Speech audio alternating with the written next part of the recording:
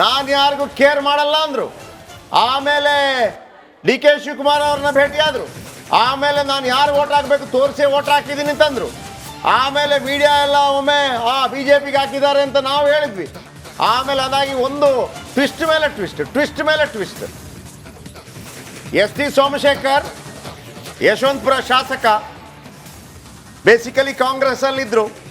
ಕಳೆದ ಬಾರಿ ಕಾಂಗ್ರೆಸ್ ಮತ್ತು JDS ಆಡಳಿತಾವಧಿಯಲ್ಲಿ ಕಾಂಗ್ರೆಸ್ ಬಿಟ್ಟು BJP ಸೇರಿದರು. ಅಡ್ಡ ಮತದಾನ ಮಾಡಿದ ಸೋಮಶೇಖರ್, ಮೊದಲ ಕ್ರಾಸ್ ವೋಟಿಂಗ್ ಮಾಡಿದ STS. ಈಗ ಕೇಳಬೇಕಾಗಿರೋದು ನಮ್ಮ ರಿಪಬ್ಲಿಕ್ ಕನ್ನಡದ ನಮ್ಮ ಪ್ರತಿನಿಧಿಗಳಿಗೆ ಕೇಳೋದು ನಾನು ಇಷ್ಟೇ. ಈಗ ಕೇಳಿ ವಿಜೇಂದ್ರಗೆ ಏನು ಮಾಡ್ತೀರಿ ಅಂತ, ಯಾವ ಕ್ರಮ ಕೈಗೊಳ್ತೀರಿ ಕೇಳಿ. ಬಿಜೆಪಿಯ ಚುನಾವಣಾ ಏಜೆಂಟೇನೆ ಅಧಿಕೃತವಾಗಿ ಮಾಹಿತಿ ಕೊಟ್ಟಿದ್ದಾರೆ. ಸೋಮಶೇಖರ್ ಅವರು ನಮ್ಮ ಪಕ್ಷಕ್ಕೆ ವೋಟ್ ಮಾಡಿಲ್ಲ, ಅಡ್ಡ ಮತದಾನ ಮಾಡಿಬಿಟ್ಟಿದ್ದಾರೆ. ಸಾಕ್ಷಿ ಪ್ರಕಾರ ವೋಟ್ ಮಾಡಿದ್ದಾರೆ ಸೋಮಶೇಖರ್. ಅವ್ರು ಹೇಳಿದ್ ಕರೆಕ್ಟ್, ನಾವು ಅರ್ಥ ಮಾಡ್ಕೊಂಡಿದ್ರು ಹಂಗು. ಅಂದ್ರೆ ಅವರೇನು ಹೇಳಿದ್ರು, ನಾನು ತೋರಿಸಿ ಓಟ್ ಹಾಕಿದ್ದೀನಿ ಅಂತಂದ್ರು. ಅಂದ್ರೆ ವಿಜಯ್ ಫೋನದಲ್ಲಿದ್ದಾರೆ. ವಿಜಯ್ ಎಸ್, ಮೊದಲಿಗೆ BJP ಅಂತಿತ್ತು, ಅಡ್ಡ ಮತದಾನ ಅಂತಿತ್ತು. ಅಡ್ಡ ಮತದಾನ ಮಾಡಿದ್ದಾರೆ ಅನ್ನೋದಕ್ಕೆ ಆತ್ಮಸಾಕ್ಷಿ ಏನು? Jayaprakash, S T Somashekar cross voting ಮಾಡೋದು ಖಚಿತ ಆಗಿರುವಂತದ್ದು ರಿಪಬ್ಲಿಕ್ ಕನ್ನಡಕ್ಕೆ ಬಿಜೆಪಿಯ ಉನ್ನತ ಮೂಲಗಳು ತಿಳಿಸಿರುವಂತದ್ದು. ಅಂದ್ರೆ ಅಲ್ಲಿ ಯಾರು ಏನು ಚುನಾವಣಾ ಮತದಾನ ಏಜೆಂಟ್ ಇರ್ತಾರೆ ಅವರು ರಿಪಬ್ಲಿಕ್ ಕನ್ನಡಕ್ಕೆ ಮಾತಾಡಿರುವಂತದ್ದು ಕ್ರಾಸ್ ವೋಟಿಂಗ್. ಅಂದ್ರೆ ಅವರು ತೋರ್ಸ್ ವೋಟ್ ಹಾಕ್ಬೇಕಾಯ್ತು. ವೋಟ್ ಹಾಕುವಂತ ಸಂದರ್ಭದಲ್ಲಿ ಮತದಾನ ಏಜೆಂಟ್ ಅವರು ನೋಡಿದ ಸಂದರ್ಭದಲ್ಲಿ ಅದು ಕ್ರಾಸ್ ವೋಟಿಂಗ್ ಆಗಿರೋದು ಬಹಳ ಸ್ಪಷ್ಟವಾಗಿ ಗೊತ್ತಾಗಿರುವಂತದ್ದು. ಅಂದ್ರೆ ಒಂದಂತೂ ಬಹಳ ಸ್ಪಷ್ಟ, ಬಿಜೆಪಿ ಕಚೇರಿಗೆ ಆಗಮಿಸದೆ ಎಸ್ ಟಿ ಸೋಮಶೇಖರ್ ಒಂದು ಸವಾಲನ್ನ ಎತ್ತಿದ್ರು, ಒಂದು ಸೆಡ್ಡನ್ನು ಹೊಡೆದಿದ್ರು. ಈಗ ಅಡ್ಡ ಮತದಾನ ಮಾಡಿರುವಂತ ಬಹಳ ಸ್ಪಷ್ಟವಾಗಿ ಗೊತ್ತಾಯಿತು. ಇದನ್ನೇ ಬಿಜೆಪಿ ನಾಯಕರಿಗೆ, ಅಂದ್ರೆ ಯಾರಲ್ಲಿ ಏಜೆಂಟ್, ಚುನಾವಣಾ ಏಜೆಂಟ್ ಇದ್ರು, ಮತದಾನ ಏಜೆಂಟ್ ಇದ್ರು, ಅವರು ಕೂಡ ಏನು ಬಿಜೆಪಿ ನಾಯಕರಿಗೆ, ಅಂದ್ರೆ ಬಿಜೆಪಿ ಕಚೇರಿಗೆ ತೆರಳಿ ಅಶೋಕ್ ಇದ್ದಾರೆ, ಒಂದು ಕಡೆ ಕೇಂದ್ರ ಸಚಿವ ಪ್ರಹ್ಲಾದ್ ಜೋಶಿ ಅವರಿದ್ದಾರೆ, ಅದೇ ರೀತಿ ವಿಜೇಂದ್ರ ಇದ್ದಾರೆ. ಇವರಿಗೆ ತೆರಳಿ ಮಾಹಿತಿಯನ್ನು ಕೊಟ್ಟಿರುತ್ತದೆ ಎಸ್ ಟಿ ಸೋಮಶೇಖರ್ ಅಡ್ಡ ಮತದಾನ ಮಾಡಿರುವ ಸಂಬಂಧಪಟ್ಟಂತೆ. ಜಯಪ್ರಕಾಶ್, ಈಗ ಏನ್ ಸಂದೇಶ ಕೊಡ್ತಾ ಇದ್ದಾರೆ ಅಂತ ಈ ತರ ಅಡ್ಡ ಮತದಾನ ಮಾಡಿ? ಸ್ಮಿತಾ, ಒಂದು ನಿನ್ನೆಯಿಂದ ಅಂತಂದ್ರೆ ಬಹಿರಂಗವಾಗಿ ಎಲ್ಲೂ ಕೂಡ ಬಿಜೆಪಿ ಜೊತೆ ಗುರ್ಸ್ಕೊಳ್ತಾ ಇಲ್ಲ ಎಸ್ ಟಿ ಸೋಮಶೇಖರ್. ಮತ್ತೊಂದು ಬಹಳ ಪ್ರಮುಖವಾಗಿ ಈಗಾಗಲೇ ಕೂಡ ಒಂದು ಹೆಜ್ಜೆಯನ್ನ ಹೊರಗಡೆ ಇಟ್ಟಿರುವಂತದ್ದು. ಈಗ ಕ್ರಾಸ್ ವೋಟಿಂಗ್ ಮಾಡುವ ಮೂಲಕ 2 ಹೆಜ್ಜೆಯನ್ನ ಹೊರಗಡೆ ಇಟ್ಟಿದ್ದಾರೆ. ಈಗ ಇರುವಂತದ್ದು ಈಗ ವಿಪ್ ಉಲ್ಲಂಘನೆ ಸಂಬಂಧಪಟ್ಟಂತೆ, ಈಗ ಶಾಸಕತ್ವ ಅನರ್ಹತೆ ಸಂಬಂಧಪಟ್ಟಂತೆ ಕೂಡ ಇವರು ಶಿಫಾರಸ್ ಮಾಡುವಂಥದ್ದು.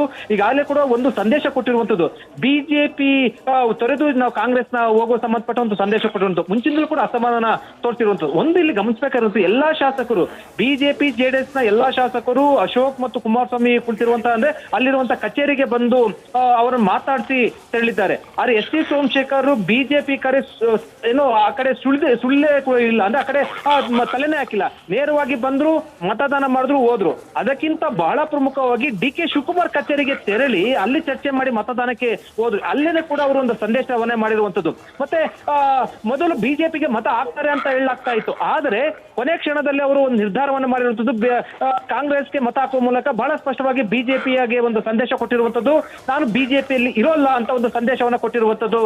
ಸ್ಮಿತಾ, ಈಗ ವಿಜಯ್, ಕಳೆದ ಸತಿ ನೋಡಿ JDS ನಲ್ಲಿ ಹಿಂಗೆ ಕ್ರಾಸ್ ವೋಟಿಂಗ್ ಮಾಡಿದ್ರು, ಅದಾದ್ಮೇಲೆ ಅವರನ್ನ ತೆಗೆದುಹಾಕ್ತು ಪಕ್ಷ. ಈಗ ಸೋಮಶೇಖರ್ ಅವರನ್ನ ತೆಗೆದುಹಾಕೋ ಲೆವೆಲ್ಗೆ ಆಗತ್ತಾ ಡೆವಲಪ್ಮೆಂಟ್, ಅಥವಾ ಇದು ಟೂ ಅರ್ಲಿನಾ ಅಂತ ಹೇಳಿ?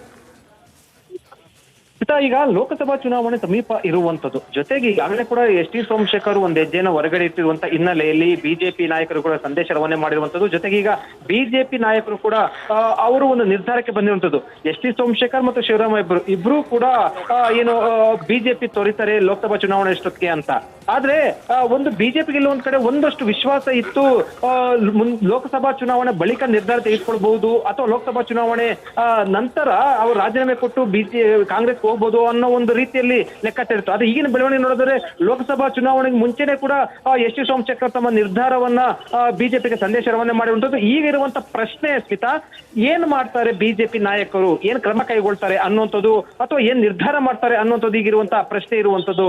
ಸ್ಮಿತಾ, ಕೇಳಿ ವಿಜಯ್, ಆದ್ರೆ ವಿಜೇಂದ್ರ ಅವರನ್ನ, ಅಶೋಕ್ ಅವ್ರನ್ನ ನೀವು ಕೇಳಿ ಏನ್ ಮಾಡ್ತಾರೆ ಅಂತ ಹೇಳಿ. ನೀವೇ ಧನ್ಯವಾದ ಈವರೆಗಿನ ಅಪ್ಡೇಟ್ಸ್ಗೋಸ್ಕರ ವಿಜಯ್. ಕ್ರಾಸ್ ವೋಟಿಂಗ್ ಮಾಡಿದ್ದಾರೆ ಎಸ್ ಟಿ ಸೋಮಶೇಖರ್. ಬಿಜೆಪಿಯ ಮುಂದಿನ ನಡೆ ಏನು? ಶಿಸ್ತು ಕ್ರಮ ಕೈಗೊಳ್ಳಿಕ್ ಮುಂದಾಗ್ತಾರಾ, ಅಥವಾ ಲೋಕಸಭಾ ಚುನಾವಣೆವರೆಗೂ ಮಡ್ಲಲ್ಲಿ ಸೆರ್ಗಲ್ಲಿ ಕೆಂಡ ಕಟ್ಕೊಂಡು ಓಡಾಡೋದು ಅಂತಾರಲ್ಲ, ಆ ತರ ಇರ್ಲಿ, ನೋಡೋಣ, ಅವರಾಗೆ ಡಿಸಿಷನ್ಗೆ ಬರ್ಲಿ ಅನ್ನೋ ರೀತಿಯಲ್ಲಿ ಸುಮ್ಮನೆ ಇರ್ತಾರ? ಸುಮ್ಮನಿದ್ರೆ ಬೇರೆಯವ್ರು ಸುಮ್ಮನೆ ಇರ್ತಾರಾ?